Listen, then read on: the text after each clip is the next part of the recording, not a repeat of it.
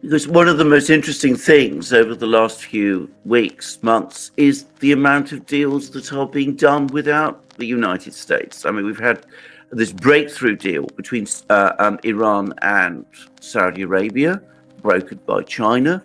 We now have what looks like a reconciliation between Syria and Saudi Arabia as well.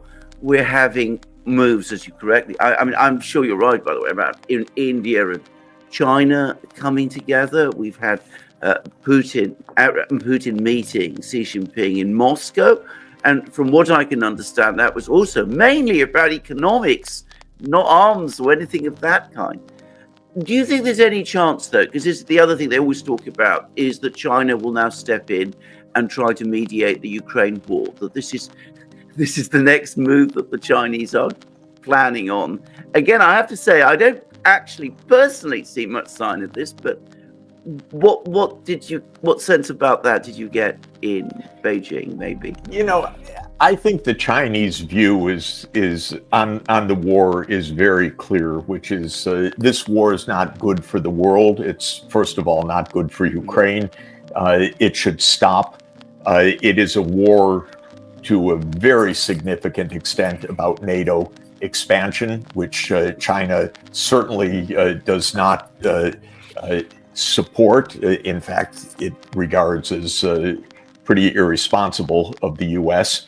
And so I think China's main message from the start, and it was in my discussions as well, China says there are security interests of both Ukraine and Russia that need to be met. That's the key sentence of everything that China has said and everything that China's put on the table, and I agree with it 100%. To my mind, it means the core of ending this war is President Biden saying NATO will not enlarge anymore, basically, and it will not enlarge to Ukraine and to Georgia. That was the fundamental cause of all of this going back 20 years, in my view. And I think it's China's understanding of this as well, and why China absolutely will support Russia in that basic point. Russia has real security interests in not having NATO surrounded in the Black Sea region, not have it in Ukraine and Georgia. It's been my feeling for 30 years, that basic idea. And I think China understands that very well. So that's the sense in which I think China is very constructive in this. There will be others, and I was going to be in China at the same time that President Lula was to arrive, but he postponed his trip because he was ill, and he's coming in mid-April. But Lula actually aims to, and I think can, play a meaningful role in pushing the U.S. and Russia to real negotiation over these critical issues. And the relations of China and Brazil will be very, very strong. So I think China's role is real in this. I don't think it's going to be orchestrating a full public diplomacy, but I think it will be playing an important role quietly as it does to say, look, the basis for this war to end starts with the U.S. and Russia, and it starts with NATO dropping what has been the neocon project for 30 years now, which is the relentless expansion of the U.S. military alliance. And I actually believe that's the basis for ending this war at the negotiating table. So I think China will play a very important, quiet role in that regard. But, of all of the things that have happened, and as you mentioned, I think the rapprochement of Saudi Arabia and Iran is both remarkable. It is a great diplomatic achievement also of China, but it's also the way of the world, in my view, which is that if neighbors actually get along with each other, this world could actually solve a lot of problems, and neighbors can cooperate on many very practical economic things. And that, to my mind, is what's taking shape.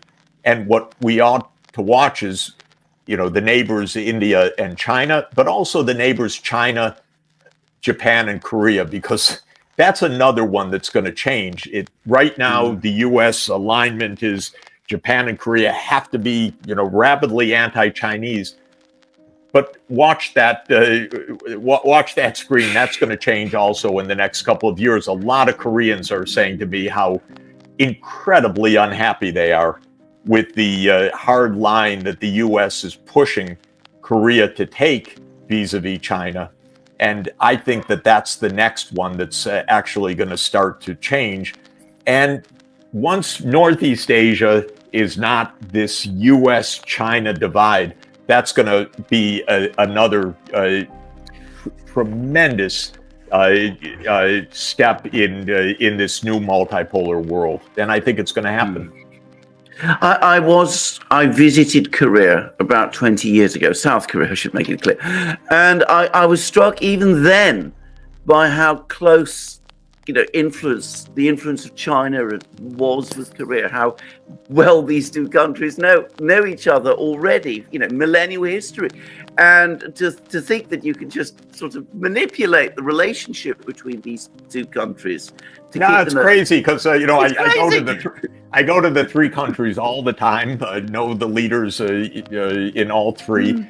If they would get together, my God, the powerhouse of China, Japan, and Korea, technologically, economically, financially, unbelievable. It's so good, it's going to happen, actually. Yeah, I agree with that, actually. And we were talking about Japan, and it's making some moves of its own because it's now opting out of the oil price caps. It's got, the oil price caps on the Russians that the US is imposing. Does anybody in the United States, at a sort of senior level, quite understand that this bullying policy is actually weakening the US's positions instead of strengthening them? And that, in fact, the US has huge opportunities here for itself if it would just drop this and change its approach. I mean, I read actually somewhere that it was a Chinese thing that, China's rise economically is an opportunity for the United States, as it should be for everybody. The short answer is no. I haven't seen any glimmer of insight right now in the kind of East Coast university think tanks, and certainly in Washington. To talk about insight is the first oxymoron. There isn't right now. It's a little weird. It is. We're in a time warp, actually, in the U.S. right now. There's so little understanding. There's so much snarling. There's so little recognition of how deeply off track the foreign policy is.